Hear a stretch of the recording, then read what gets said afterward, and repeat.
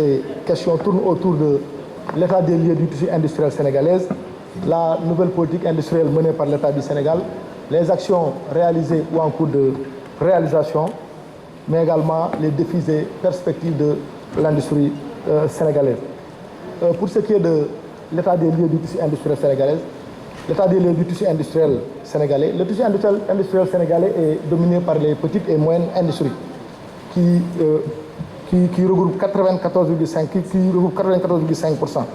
Mais l'essentiel, mais en termes de création d'emplois et de richesse, ce sont les grandes entreprises qui dominent. Parce que 92,5% de ces industries sont des petites et moyennes industries. Mais mais en termes de création d'emplois et de valeur ajoutée, c'est les grandes entreprises qui dominent, respectivement avec 90% de la valeur ajoutée et 70% de l'emploi. L'essentiel de ces industries se sont localisées à Dakar avec 91%, 5% à Thiès, 1% à Ziguinchor et 1% à Saint-Louis. Le secteur agroalimentaire reste prédominant avec ses 62%, suivi du secteur métallurgique avec ses 10%. Pour ce qui est de la politique industrielle mise en place par l'État du Sénégal, son Excellence le Président de la République a très tôt compris que le décollage économique du Sénégal passera forcément par le développement d'un tissu industriel dense, diversifié, durable, source de création d'emplois et de valeur ajoutée, mais également moteur d'une croissance durable. D'ailleurs, c'est pour cela que sur les 27 projets phares que compte le plan Sénégal émergent, son Excellence le Président de la République a réservé une part importante au secteur de l'industrie, à savoir les plateformes industrielles compétitives et intégrées, les agropoles compétitifs et intégrés, le hub minier, le pari industriel, le développement et la promotion des petites et moyennes industries, la promotion et la valorisation de l'innovation et de la propriété intellectuelle, la promotion également de la norme et de la qualité. Il y a également la transformation, la valorisation et la promotion des produits de l'agriculture.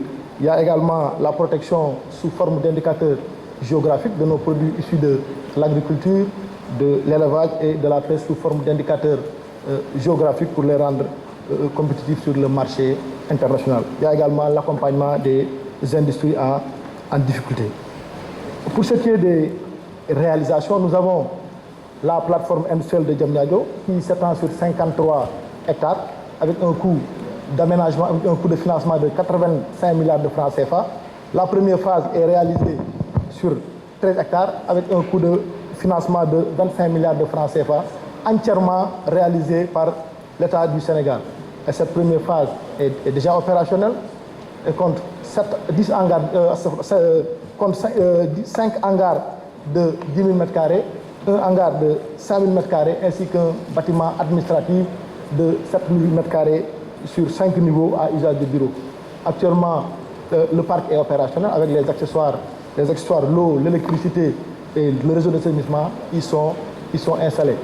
Et pour les conditions d'éligibilité à la plateforme industrielle de Diamniadio, il faudra au moins consentir un investissement de 500 millions de francs de CFA, créer au moins 5 emplois par 100 m² hangar du moins, et puis exporter au moins 50% de sa production vers l'étranger. Actuellement, il y a 7 entreprises industrielles et 7 entreprises de services qui y sont installées, créant ainsi 1070 emplois. Pour ce qui est de la deuxième phase de la plateforme de Diamniadio, qui s'étend sur 40 hectares avec un coût de financement de 60 milliards de francs CFA, déjà mobilisé et financé par Exim Bank China. La construction de cette deuxième phase démarrera au plus tard au mois de janvier 2021. Et cette deuxième phase comprendra 17 hangars de type A, ainsi qu'une cité d'habitation pouvant accueillir 1400 personnes. À terme, la phase 1 et la phase 2 créeront 23 000 emplois. À côté de la plateforme industrielle de Diamniadio, il y a le domaine industriel de Diamniadio qui s'étend sur 159 hectares avec 127 entreprises réservataires. Actuellement, il y a 42 entreprises qui sont installées, créant ainsi 25 000 emplois pour un objectif de 20 000 emplois. Donc le nombre d'emplois créés par les plateformes industrielles de Diamniadio, le domaine industriel de Diamniadio, cumulés, seront de l'ordre de 43 000 emplois. Donc vous conviendrez avec moi que l'objectif du gouvernement de créer 100 000 emplois, la part contributive de la plateforme industrielle de Diamniadio et du domaine industriel de Diamniadio est assez significative.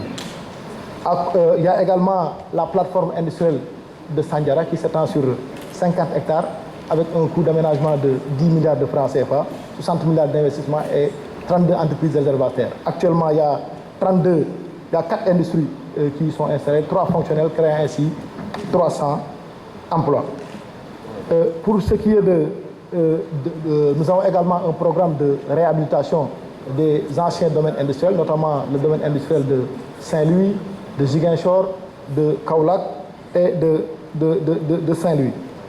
Pour ce qui est des hôtels industriels du moins, nous avons construit 5 hôtels industriels du moins à Gossas, à Linguère, à Fatick, à Matam, mais également à Sédhiou. Ces hôtels pratiquement sont fonctionnels. Il n'y a que l'hôtel industriel, je pense, de Sédhiou qui n'est pas encore fonctionnel. Nous allons les accompagner pour que l'hôtel devienne opérationnel. Pour ce qui est de Touba, également, il y a le réseau des entreprises agroalimentaires qui sont au nombre de 53 membres, avec 103 unités de production qui évoluent dans la trituration d'huile d'arachide, communément appelée Segal.